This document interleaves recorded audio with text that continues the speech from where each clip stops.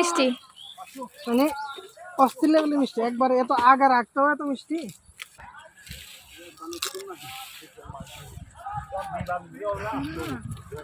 Hello, সেদিন আমরা গিয়েছিলাম বাইরে লাঞ্চ করতে। লাঞ্চ করার পরে আর বাসায় যেতে ইচ্ছে করছিল না, যদিও ওয়েদারটা অনেক বেশি গরম ছিল, কিন্তু ঘুরতে ভালো লাগতেছিল।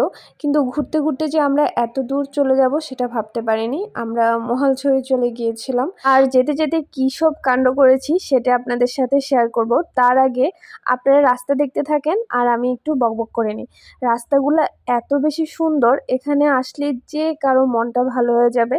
বিশেষ করে এই সিজনটাতে খুব বেশি সুন্দর, কারণ হচ্ছে ধান ক্ষেত থাকে, ধানগুলো যখন উঠে যায় তখন আর অত বেশি ভাল লাগে না। এই রাস্তাগুলোর মধ্যে এখন দেখা যায় যে দুপাশে যে গাছগুলা, এগুলার একদম পাতা টাতা সব ঝরে গেছে। এটা আবার অন্যরকম একটা সুন্দর, কিন্তু যখন আবার পাতা গজাবে তখন একদম পুরো সবুজ ঘন জঙ্গলের মতো লাগবে।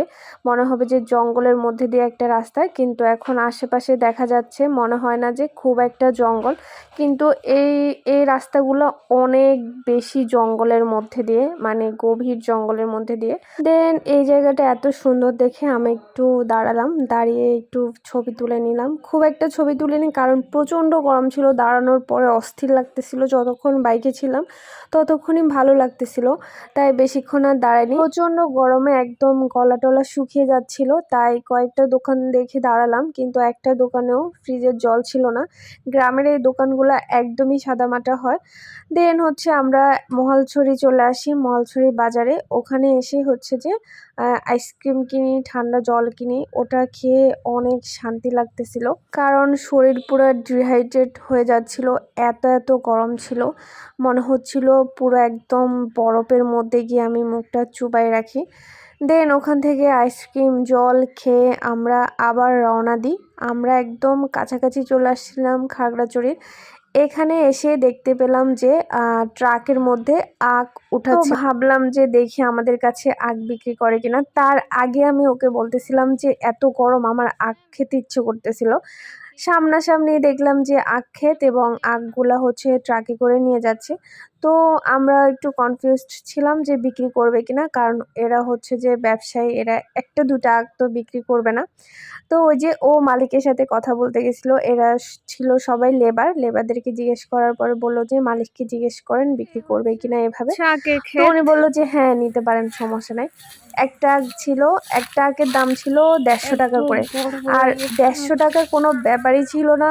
সবচেয়ে বড় কথা হচ্ছে আখগুলা, ভাই রে ভাই, এত মোটা মোটা ছিল, এত বড় ছিল।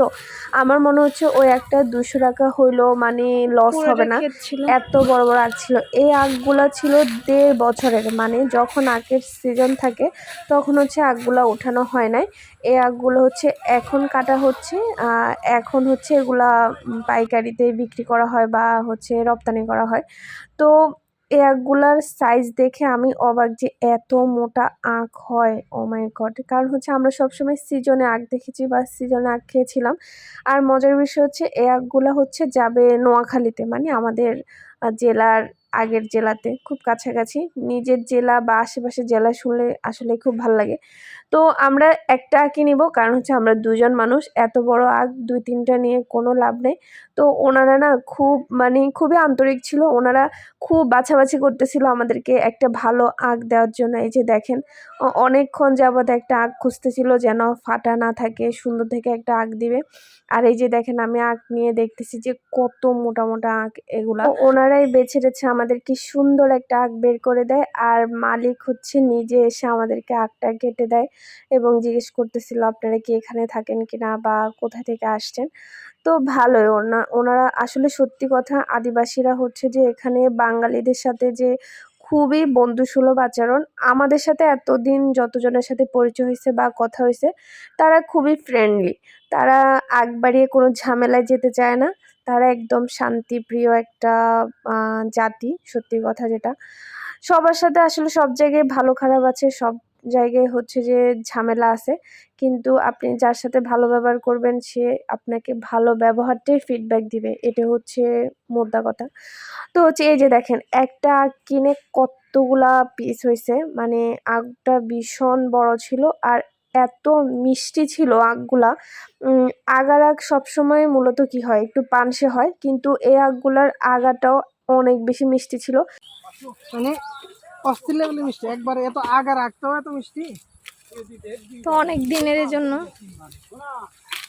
এটাও ফেলা যাবে না তাহলে, তুমি এটা অনেক মিষ্টি।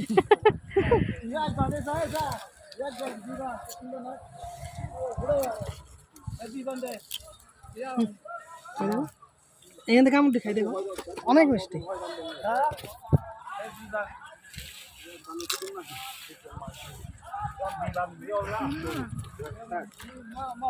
এই তো ঘুরতে গিয়ে আমাদের একটা সুন্দর অভিজ্ঞতা হয়েছে। একদম আখ ক্ষেত থেকে আখ কিনে খাওয়ার মজা আছে একটা। আর হচ্ছে যে আমরা খুব সুন্দর একটা আখ কিনি অল্প টাকার মধ্যে, যেটা আমাদের ঘোরাটা সার্থক হয়ে যায়। তো সারাদিনের ঘোরাঘুরি করে বাসায় চলে আসি। টাটা।